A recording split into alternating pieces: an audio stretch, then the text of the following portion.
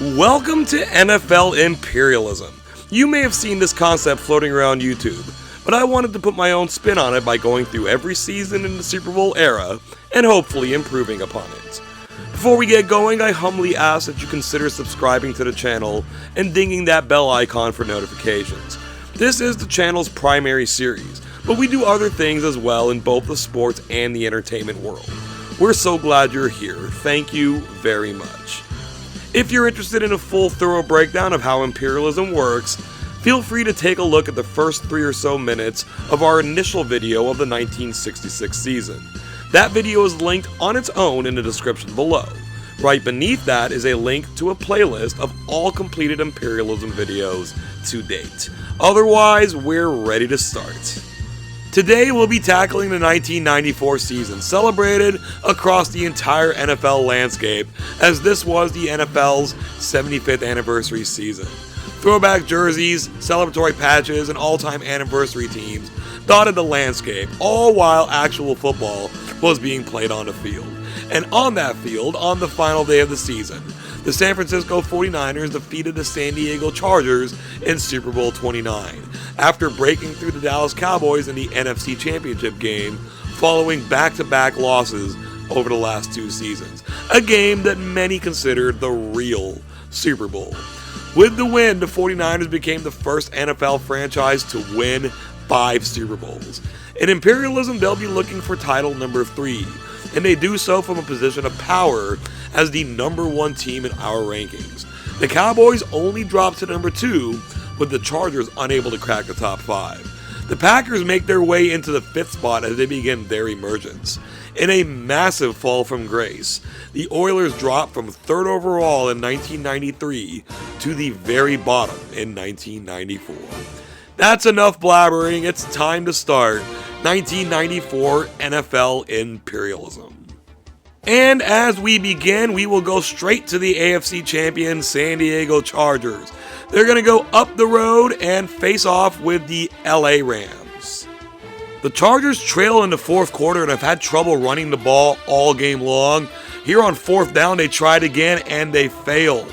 They have also had trouble stopping the Rams' passing game. 20-13 with about 2 minutes to go. Jesse Hester, who has done most of the damage, gets into the end zone. The Rams are holding the fort. They lead this game 27-13. The Chargers are trying to make a comeback. 1:46 to go. This handoff goes to Natron Means, and he finally gets off a nice run. He gets it down to about the 32-yard line. That's going to lead to this touchdown pass to Tony Martin. 17 seconds to go in the game. The Chargers got a little something going. They actually go for 2 and get it. They're down 27-21. Here comes the onside kick. John Carney lays it down. The Chargers get it. Could this be a miraculous comeback? They've got 53 yards to go. Play action. Stan Humphries looking for Tony Martin. He's got a trailing corner behind him who catches up and takes him down. And time has expired on the Chargers. The Rams take this game 27-21. So the Chargers, who have shown some life in the last 2 seasons of imperialism, here as defending AFC champions, go out in the first game to a bottom 5 team. The LA Rams will take over their territory, and they have dominion over Southern California. 1 team is down, several more to go. The wheel will land on the Falcons. They're going to head to the southwest. That's going to catch the Florida Panhandle, sending Atlanta into Tampa Bay to face off with the Buccaneers. The Falcons lead by 3 on the 7-yard line. The Buccaneers bring their linebackers back. The direct snap will go to Craig Hayward. He runs into the open space for the touchdown. This game was actually 21-all at the half. The Falcons' defense came back in the second half, while the offense kept up the pace, and they win this game by a score of 38-21. With this victory, the Falcons will be taking over the area of the Tampa Bay Buccaneers and expanding their land.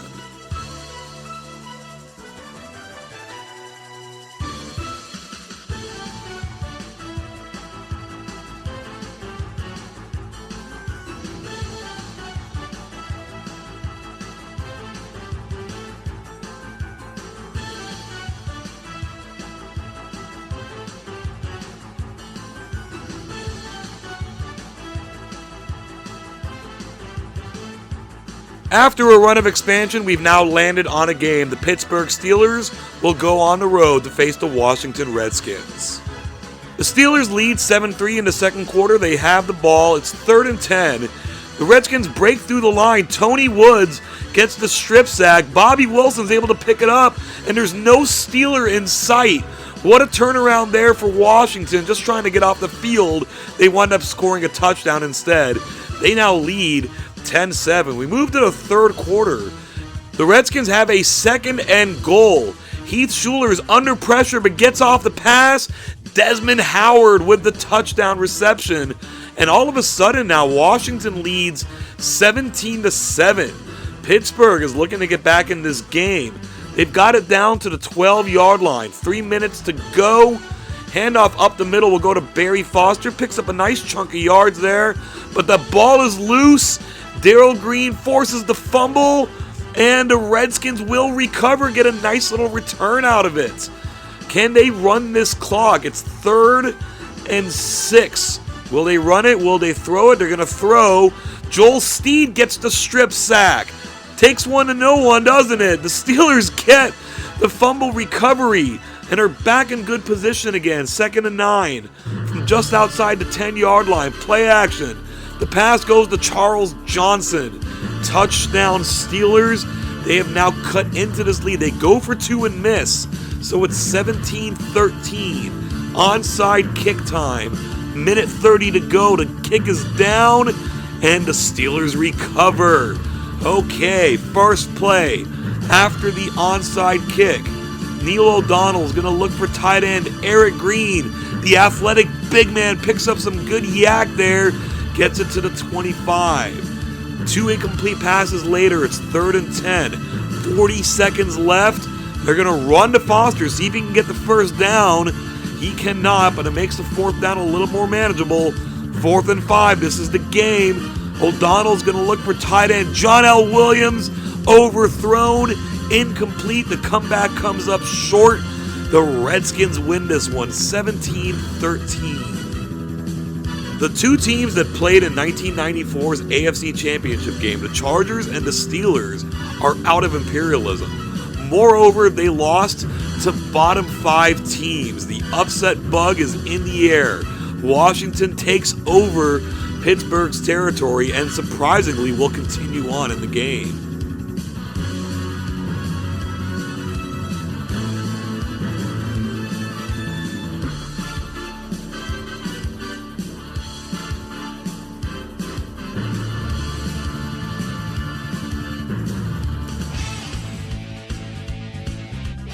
We're going to have the 49ers taking on the Raiders. These two teams played week 1 on Monday Night Football in '94, a game where Jerry Rice broke the NFL's all-time touchdown record.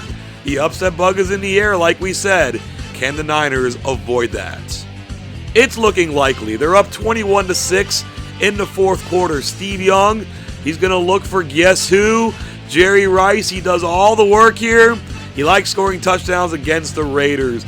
That will extend the 49er lead to 28-6. They weren't shy about getting a couple of more. Final score of this game, the 49ers win it 42-12. The reigning Super Bowl champions had no problem with this victory. They will defeat the Raiders. They will take them off the map. And this season was the end of the Los Angeles Raiders.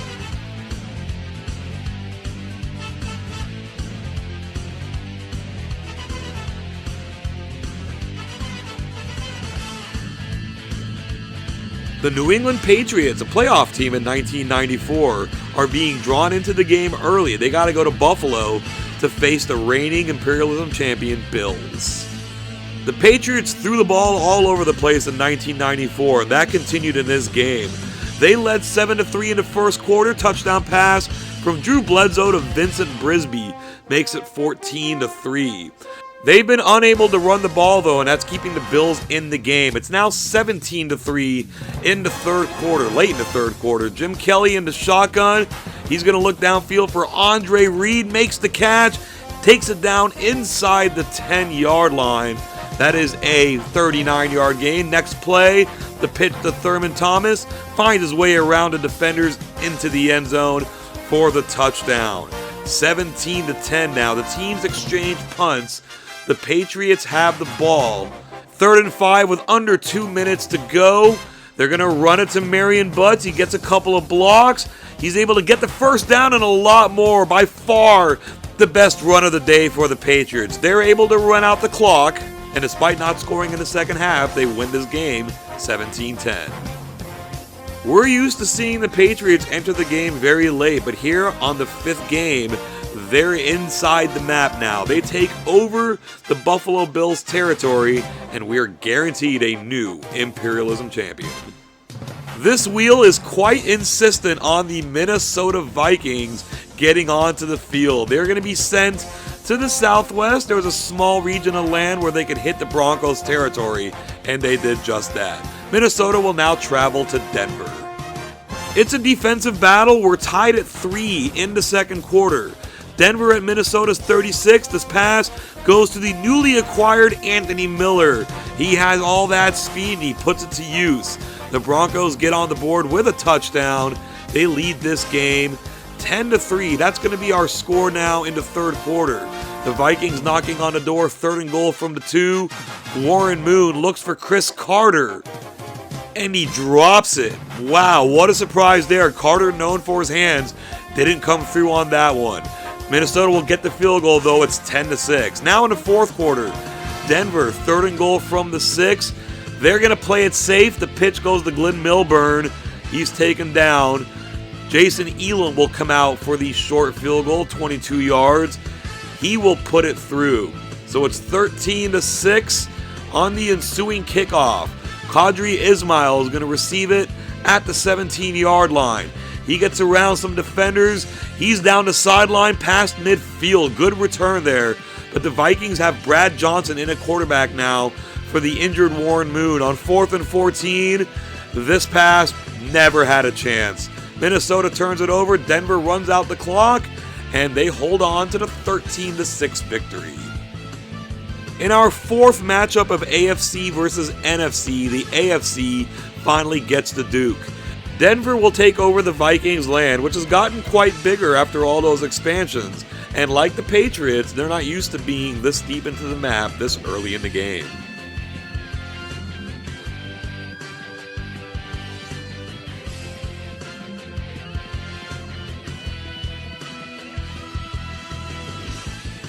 The Rams expand into Nevada first, which means the 49ers have to travel to LA to take them on.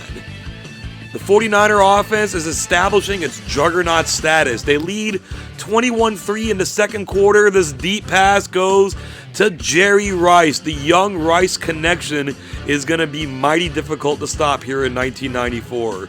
The Niners take a 28-3 lead into halftime. They coast in the second half. All the Rams can do is kick field goals. 28-9 final score. Earlier in the game, the 49ers eliminated the Raiders, ending their stint in Los Angeles. Now they eliminate the Rams. They take over their territory, and at least for the next couple of decades, they've also ended their stint in Los Angeles. With a quarter of the teams now eliminated, the wheel will give us the Philadelphia Eagles. Arrow's going to take them to the southeast. That's going to slide them into the area of the New York Jets. That game is next. The Eagles' offense has been extra efficient in this game. They've scored a touchdown in the first, second, and now here in the third quarter. Randall Cunningham, the screen pass goes to Herschel Walker. That will give the Eagles a 21-0 lead. They have little problem putting it away, only allowing a late score to get our final of 27-7. Once again, the NFC is showing a fair bit of dominance over the AFC.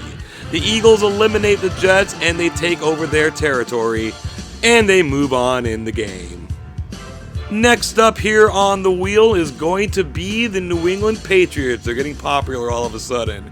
They're going to head southwest, a little further southwest would have hit Washington. Instead, they're going to go to Philly and play the Eagles. The Patriots' passing attack in the first half was once again on point. Already up 14-0, receiver Vincent Brisby finds the hole in the zone, and Drew Bledsoe finds him. That's his second touchdown catch of the game. Michael Timpson had one earlier. The Eagles did a little bit of damage in the second half, but not enough. The Patriots go into Philadelphia and win 24-10. For the second straight game, the Patriots do all their damage in the first half and coast in the second. And for the second straight game, they've defeated an NFC team.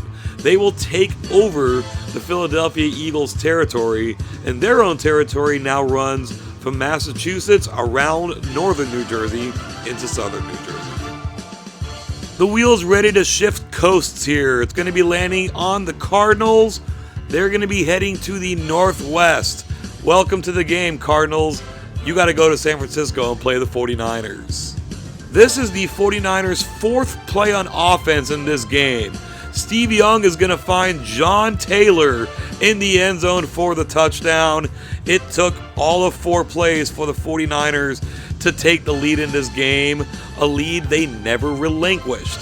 A very easy 37-0 final score. The 49ers have already ended the stints of the Rams and the Raiders in Los Angeles. Here they christened the newly named Arizona Cardinals by removing them from the game. The 49ers take over their territory and their offense gets all the ink, but the defense has quietly only given up 1 touchdown and 21 overall points in 3 games.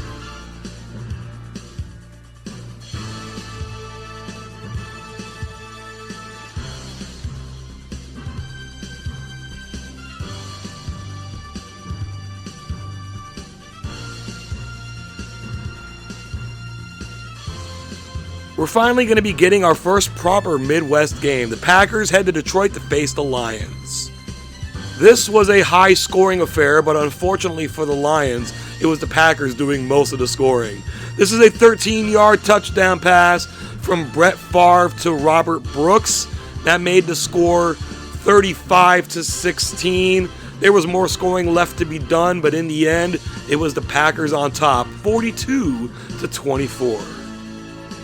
There will be no run for the Lions in this season's Imperialism. The Packers, an emerging power in the NFC, take over their land. This next spin of the wheel is going to be close. It's just going to stick with the Bears. They're going to head west, and from the center of their logo, that will catch the northern portion of the Kansas City Chiefs territory. KC has kept the Bears at arm's length throughout the game, but this is their chance to really put it away. 14-6 with around 2 minutes to go. Joe Montana is going to take off and get into the end zone for the touchdown. The old man shows he's still got some wheels. He extends Kansas City's lead to 21-6. The Bears tried, couldn't get anything else done. Kansas City adds one more, 28-6 final score. We're getting knee-deep into the Midwest now. The Bears tried but failed to take over the Chiefs' territory. The Chiefs, in turn, will take over their territory. Here goes our next spin of the wheel. It's going to land on the bottom-ranked Oilers. And now that the Oilers are bad again, they're being sent into Dallas to play the not bad Cowboys. Not bad would be an understatement. Late in the first half, it's 21-0. Emmitt Smith right up the middle, untouched. Touchdown Dallas. They're fourth of the first half. They enter halftime with a 28-0 lead. The incessant beating continued. The Oilers scrounge up a touchdown with a 2 to come up with the final score of 49-8. Hurt by their inability to win Imperialism in 92 and 93, the Cowboys have begun their run in 94. They take over the Houston Oilers territory and they own the state of Texas.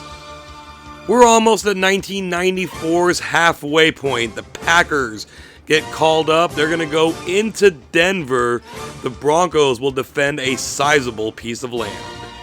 The Packers are well known for their offense, but their defense has come to play in this one as well. 14-0, Brett Favre throws across his body on the dot to Robert Brooks. That touchdown will give the Packers a 21-0 lead. They didn't maintain the shutout for the entire game, but they did maintain their 21-point victory with a final score of 31-10. We mentioned that the Broncos had a fairly sizable amount of land. That land will now fall to the Green Bay Packers, and looking at the map, it appears fairly evident that they now own the largest piece of land. Now we're at the halfway point. 14 teams down, 14 remain. The Redskins are chosen.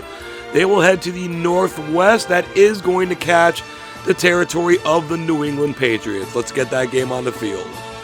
The Patriots have had to settle for 3 field goals already. It's 3rd and 16. They're going to try to avoid yet another field goal. This pass goes to Vincent Brisby in the end zone. He's able to make the catch in double coverage, giving the Patriots a 23-0 lead in the fourth quarter. The defense stepped up for the entire game, pitching the shutout. Patriots win 23-0. The Redskins were able to get a big upset of the Steelers earlier in the game. This time, though, they had to go on the road, and doing it in New England was a bit too much for them. The Patriots take over their territory, and usually it's the Patriots who are peskily hanging around. This time, it's the Giants. This next spin is going to be very close. Falcons or Browns? It's just the Browns. They're going to head to the southwest. That needed to be a little bit more directly west to hit the Colts. Instead, they're going to travel down to southern Ohio and face the Bengals. The Browns have turned in a workmanlike performance here, leading 7-0 in the third quarter. They're going to throw the ball deep here. Vinny Testaverde finds Mark Carrier at the edge of the goal line. He takes it in the rest of the way, and it's 14-0 here for Cleveland. And this workmanlike performance wound up turning into a blowout in the second half. The Browns defense holds it down. They knock out the Bengals 35-0. The Bengals are certainly in a dark period right now for their franchise, but they probably hoped to be a little bit more competitive at home here against their in-state rival Cleveland Browns. The Browns take over the Bengals territory, which includes the rest of Ohio and West Virginia.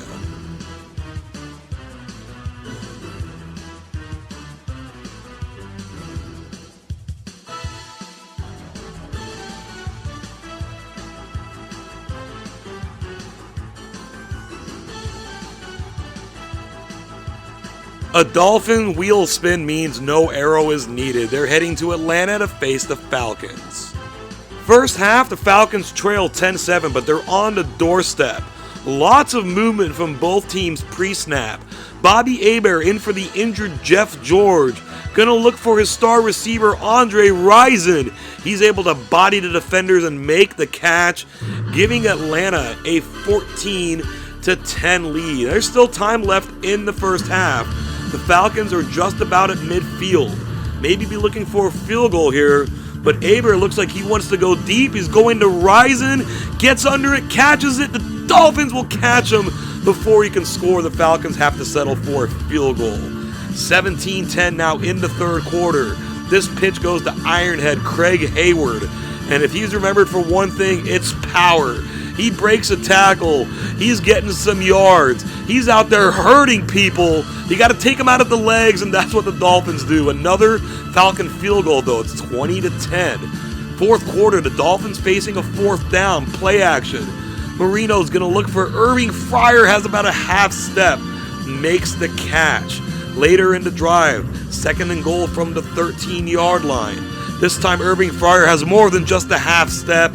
He gets away and scores this touchdown. The Dolphins will go for 2 and miss. The score of this game remains 20-16. The Falcons backed up at their own 15, 3rd and 15, 2:15 left in the game. This short pass to Terrence Mathis isn't going to cut it, so the Dolphins will get it back. 2nd and 11 from the 29-yard line in the shotgun. It's a direct snap to Bernie Parmalee. He is going to get close to the first down, but not quite. So 3rd and 1 now, a minute to go. They're going to try Parmalee again. He's going to get the first down. He's going to get the edge and get a lot more. And the Dolphins lean on their run game to make this comeback. Unbelievable. The Parmalee touchdown will make it 23-20. Precious little time remaining. 7 seconds. The Falcons have one last chance. Hebert looking downfield, holds it too long. Chris Singleton will come in and get the sack. And the Dolphins score 13 points in the fourth quarter. Come from behind to win this game on the road, 23-20. The Falcons looked like they had that game in hand, but they let it slip away. the Dolphins will take over their territory, and as is their wont, they go into isolation.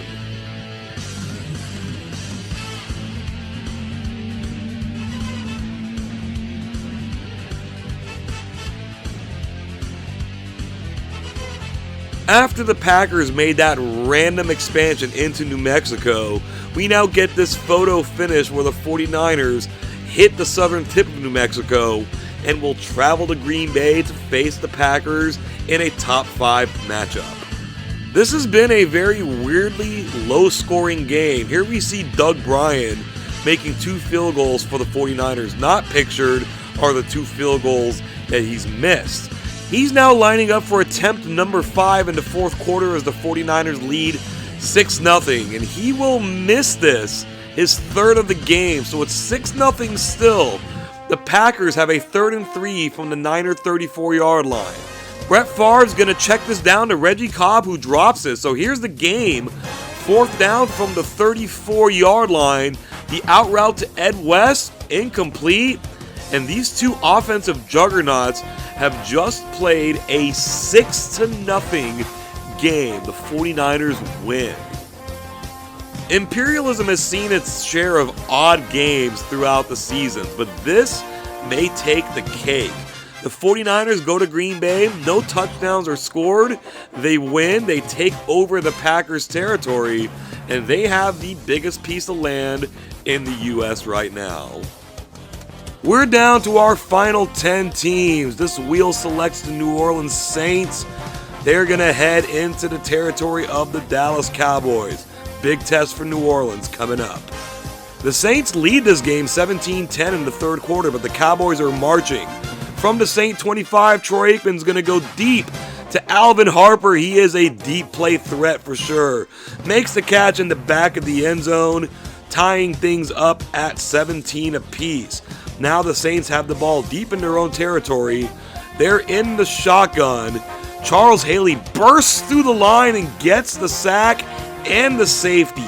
19-17. The Saints kick a field goal. The Cowboys trail 20-19. From the Saint 30, Aikman. He's going to go deep again to Alvin Harper for the touchdown.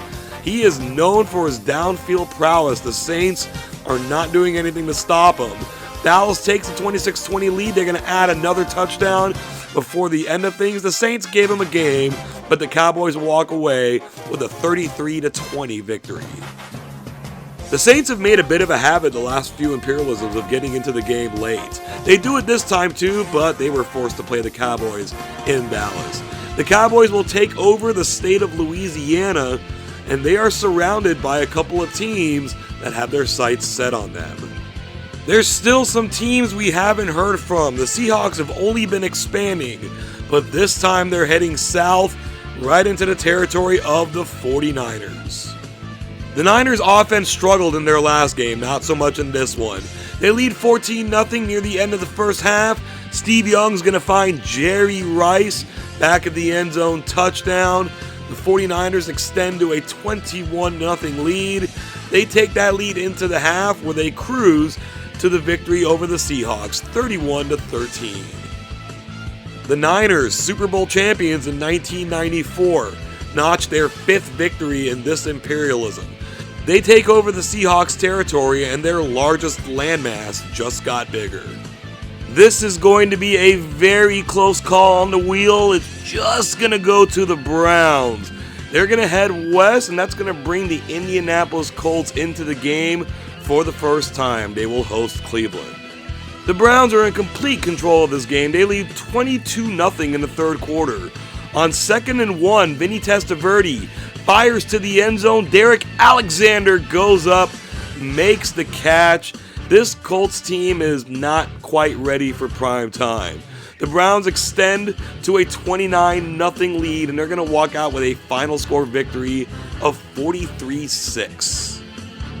The Browns are very quietly the highest ranked team this season, not named the Dallas Cowboys or the San Francisco 49ers. They make that point clear. They take over the Colts territory, and now every team on the map has played at least one game except for the New York Giants.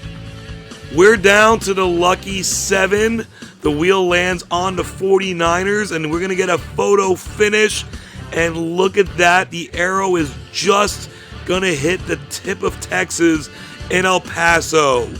49ers, Cowboys, the top two teams in our rankings, the top two teams in the league at this time. This is going to be capital T, the capital G game. The 49ers opening drive was operated on the legs of William Floyd running the ball. Here, Steve Young's going to drop back, throw the slant to Ricky Waters, picks up 17 yards. It is now 2nd and 5, Niners on the 14-yard line. Steve Young is going to look for tight end. Brent Jones makes the catch. Just like that, the 49ers will jump out to a 7-0 lead. Now the Cowboys are going to waste no time, still in the first quarter here. From the 46-yard line, Troy Aikman's going to look for Michael Irvin. He goes up and gets it. The Niners are able to take him down at the 28-yard gain. On the very next play, Cowboys lined up in the broken I formation. Play action goes to Alvin Harper. Bang! Just like that, this game is tied at 7 apiece. Harper getting the 16-yard touchdown. Now it's 2nd and 18. The Niners in motion. Steve Young is going to escape the pocket and take off, making some moves. Got the first down and a bit more. Dashes for a 24-yard gain, but they've fallen to 3rd and 15. He's going to look for Jerry Rice, but it's overthrown, and the Cowboys are going to take over. It's the second quarter now. Handoff goes to Emmitt Smith. He breaks a tackle. He's taken off down the sideline. The Niners try to catch up. They're diving, missing. They finally get him down inside the 1-yard line. Moose Johnston finishes it off from there. The Cowboys, after falling behind 7-0, score the next 2 touchdowns to take a 14-7 lead. The 49ers will set up at midfield. 2:40 to go in the half. On the stop pattern, John Taylor makes the catch, cuts inside, gets himself a nice gain. The Niners are going to have to settle for a field goal, though. Doug Bryan has had his woes in Imperialism. From 39 yards away, it's no good. And he continues his woes. Setting up shop on the very next play, the Cowboys. Troy Aikman drops back. He's going to fire it very deep to Alvin Harper.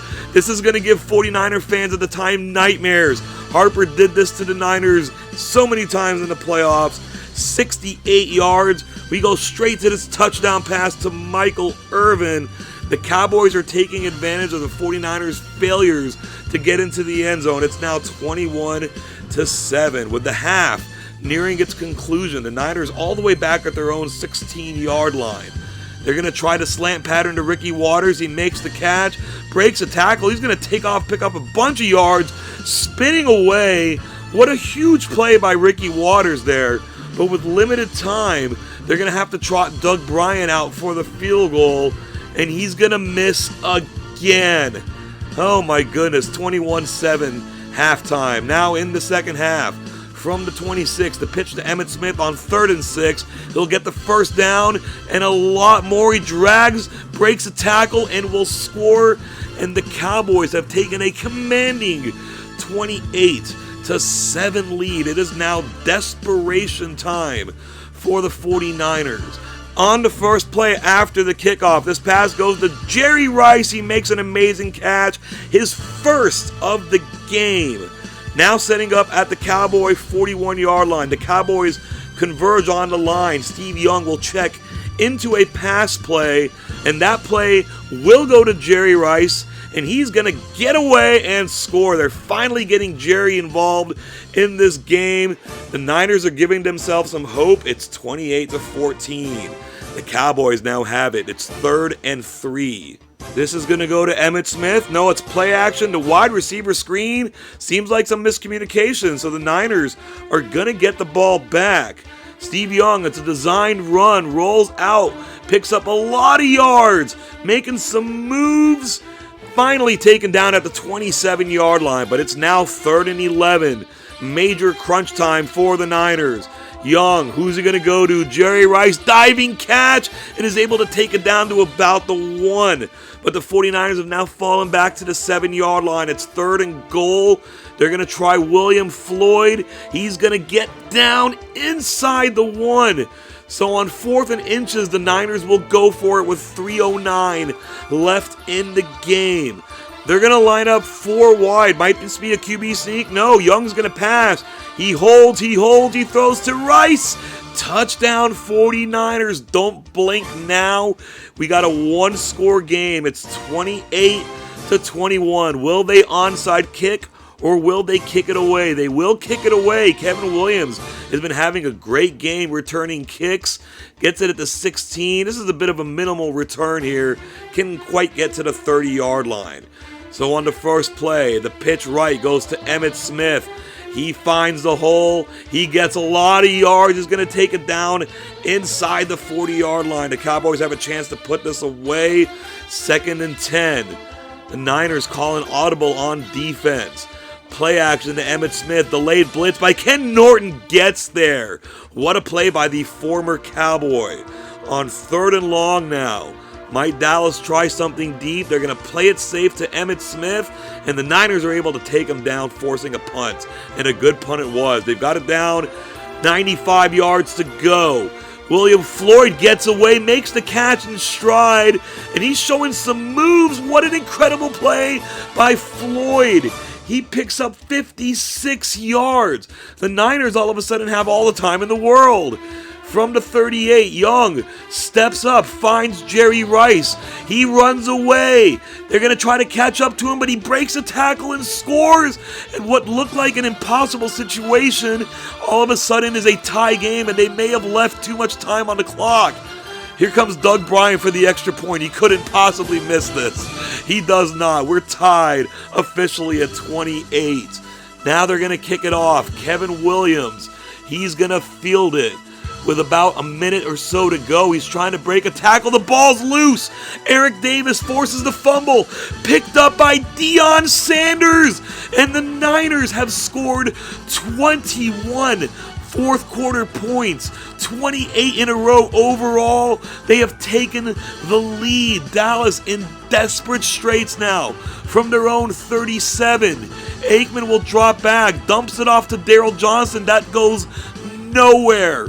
And unbelievably, the 49ers make a comeback for the ages in Dallas, winning this game 35-28. And I am completely out of breath. Yes, this was the single longest highlight we've ever had in any Imperialism game. You'd think it'd be saved for the title game. But whenever the 49ers and the Cowboys played in the 90s, it was a championship unto itself. The 49ers will take over the Cowboys' territory. By virtue of winning this game, they are the clear favorite to win Imperialism.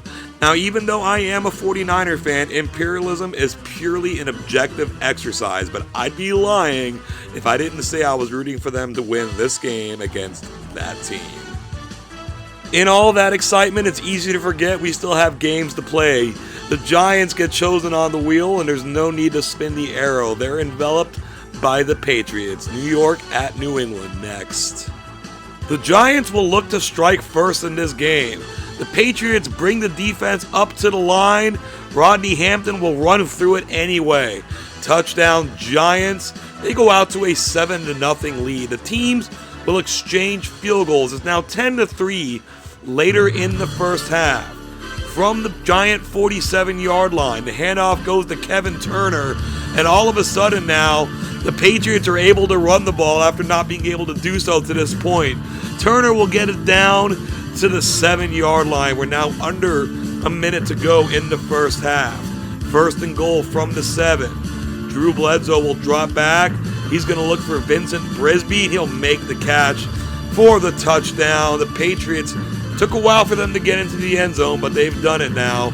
It's 10-9 pending this extra point, except that maybe the Patriots have something else in store.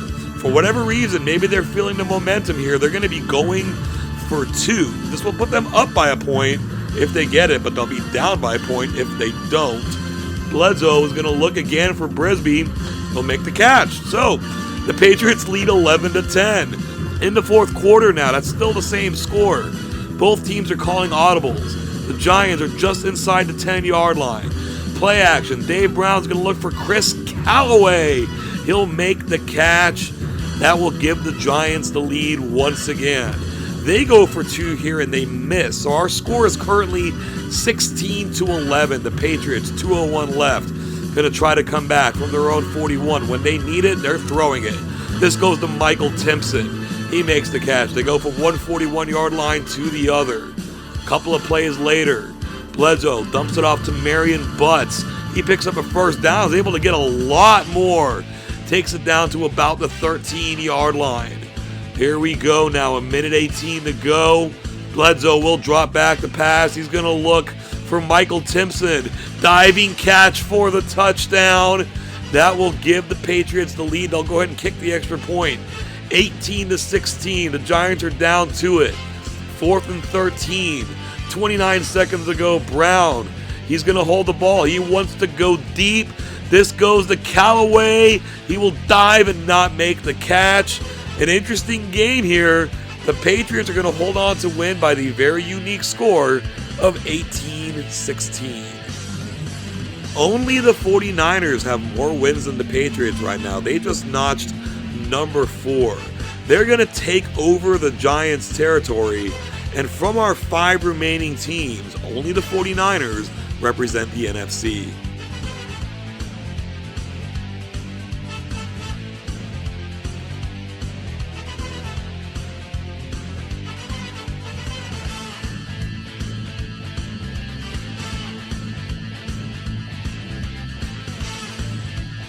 We're set up for an intriguing matchup here, a rematch of the 1994 divisional round between the New England Patriots and the Cleveland Browns. This game will be in Foxborough. The Browns come out firing both offensively and defensively. Here they have the ball at the 4-yard line. The pitch goes to Eric Metcalf, maneuvers his way into the end zone. That will give the Browns a 14-0 lead.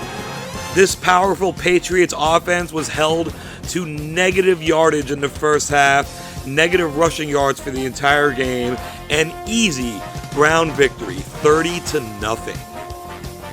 Many may not remember that this 1994 Browns team was coached by none other than Bill Belichick, and until 2020, it's the last time they ever won a playoff game, and it was against New England. Their head coach, Bill Parcells, Bill Belichick's mentor. It's the only time they ever faced each other in the playoffs. Just as in real life, in Imperialism, the Browns get the Duke. They will take over the Patriots' territory, and we are now down to our final 4. Let's see if we can go straight to a game here. The wheel's going to choose the Browns. They're going to head to the northwest, and at some point, that's going to cross into the 49ers' territory, and they do share a border. Cleveland at San Francisco, top 5 matchup next. The teams have been feeling each other out. The Browns currently have 3rd and 13. Vinny Testaverde is going to try to force a pass, and that is intercepted by Merton Hanks. They've got a hold of him, but he hasn't gone down yet. He will escape, and he will take off, and they will not catch him. Merton Hanks brings it back for the touchdown. That will open the scoring in this game. The 49ers defense does the job. It's 7-0. It is now later in the second quarter. The Browns have 3rd and 1. Pitch to Leroy Hoard. He loses a lot of yardage here. That will knock them out of field goal range. So on 4th and 4, the Browns are going to go for it. Big play early in this game. They're going to throw.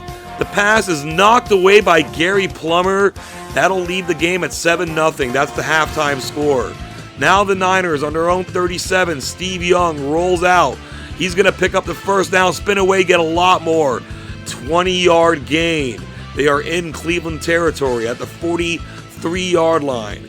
Young will drop back, step up to run again. No, he stops and throws to Jerry Rice. Can they catch him? No, he will score. The 49ers now have control of this game. They lead 14-0. Cleveland's going to need something here in order to get back in this. They're in Niner territory. 37-yard line. Testaverde will look for Derek Alexander. He will make the catch and get taken down at the 5-yard line. The next play, 1st and goal. Eric Metcalf up the middle. They've stuck him in, but he escapes and he will score. And Cleveland got the touchdown they needed here. 14-7. Can their defense sustain this potential momentum they've got? The Niners have it. Cleveland territory. Steve Young will look for William Floyd. It's incomplete. So the Browns get it back. They have 2nd and 15. Their own 31. They're going to look deep to Alexander again. He will make the catch and get some yards after. He is being held up. He won't go down. He finally does at the 35-yard line. A few plays later, 3rd and goal from the 14. Testaverde. He's going to look for Alexander, and he again will not go down. He's fighting, but he's taken down. And once again on 4th down, they're going to go for it. 3:10 left in the game. Potential tying touchdown here if they can get it. The pitch to Horde. He seems to have the edge, but the Niners get him down. But they're stuck deep in their own territory from their own 2. Around the end is Ricky Waters, and he gets taken down. Antonio Langham gets the safety. So it's 14-9, the Browns get the ball back. After the free kick, the first play, the pitch goes to Leroy Horde. He's got speed and power, and he's using his elusiveness. They're going to dive and miss. He might take this all the way. The Niners give chase. They catch him. They get him down at the 2-yard line. Can they do another goal line stand here? 2 minutes ago, 1st and goal, Horde. This time will score, and the Browns, who trailed 14-0, have come back to take a 16-14 lead. Can the Niners come back and win another game? They're back in their own territory. The handoff will go to William Floyd. He's making moves, and he's able to break out for a nice gain. 1:24 left on the clock, now 1:18. From the 46, Steve Young will take off from the pocket. He'll break a tackle, and he's down the sideline taking off. He's got some speed for a quarterback. They're in field goal range. But can they trust Doug Bryan? From the 19, they don't need him. This pass to Jerry Rice. Touchdown, and the 49ers have done it again. This time they blew a 14-point lead, fell behind, and came back to win it 21-16. The 94 49ers weren't necessarily known for comebacks. They tended to lead a lot of games. But in this imperialism, they've shown they have that quality. They will take the Browns off the map, take over their territory, and with 3 teams remaining, one of them remain in isolation. So it seems reasonable that the Niners and Chiefs will play the next game, and the Dolphins would have a free pass to the title game. But let's find out how it goes down.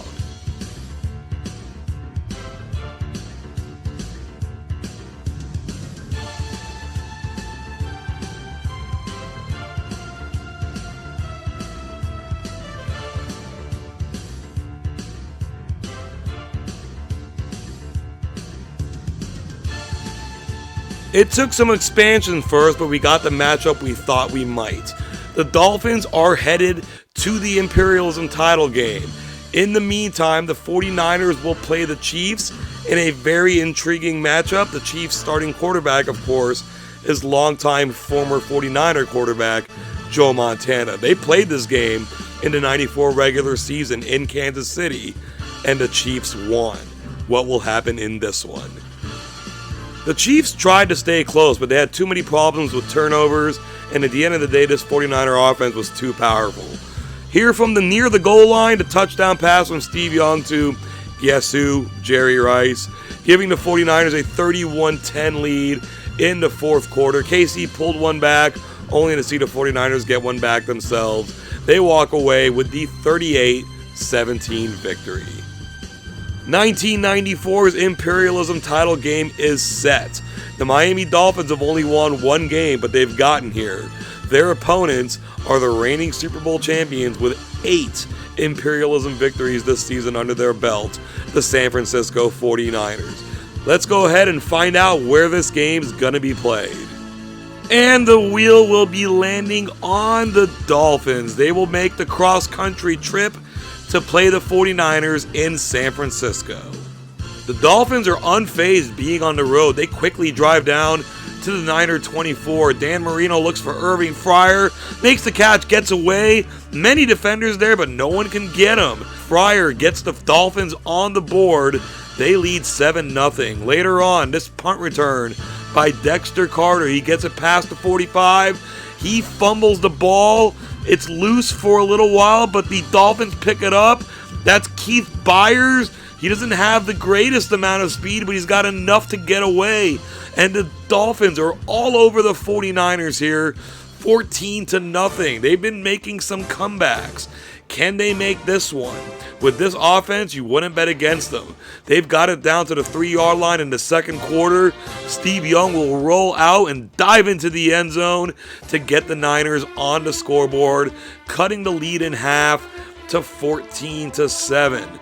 We're still in the second quarter. The Dolphins backed up at the 13-yard line. Marino is looking downfield toward Keith Jackson. He'll make the catch, break the tackle, and get a bunch of yards, getting into 49er territory at around the 42-yard line. Miami's moving it again from the 42. This is play action. Looking for Mark Ingram. That's Deion Sanders swooping in to make the pick. Jumps over one tackle, hurdles over another. No one's going to catch Deion.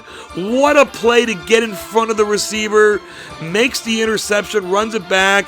And it was the offense and the defense getting the Niners back in the game. It's 14 apiece.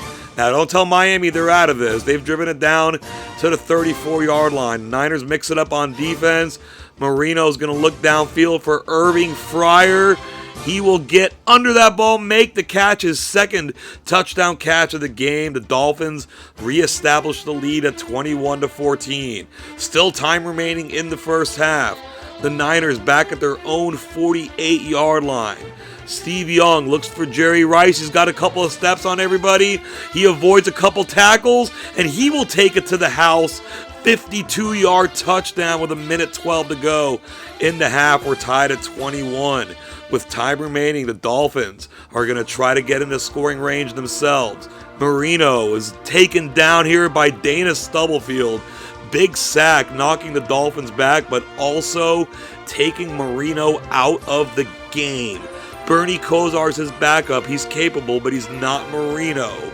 We move on now to the second half, still tied at 21. From the Dolphin 45, Steve Young will look for Brent Jones in the middle of the field. He picks up a lot of yards after the catch, gets it down inside the 20. The Niners settle for a field goal. They lead 24-21. Now the Kosar-led offense from their own 30-yard line. He still wants to look for Irving Fryer. He throws it deep. Fryer goes up and gets it. Picks up a lot of yardage here. This is about a 56-yard completion. 57 yards officially. A chance for Miami now to tie or take the lead. Kosar tries to force it to Mark Ingram. This is intercepted by Merton Hanks, and he's going to take off. If they don't get him, this is going to be 93 yards. It looks like they can't do it. A second pick six by a different player from a different quarterback. Merton Hanks gives the 49ers a 31-21 lead. At this point, the Dolphins could not come back. The Niners tack on 10 more, and after falling behind at the end of the first quarter, 14-0, they go on a 41-7 run, winning this game 41-21. And with this victory, the 49ers, for the third time, crown themselves Imperialism champions. Every other time they won Imperialism, it was in the same season where they won the Super Bowl. The red and gold of the 49ers have covered the United States of America.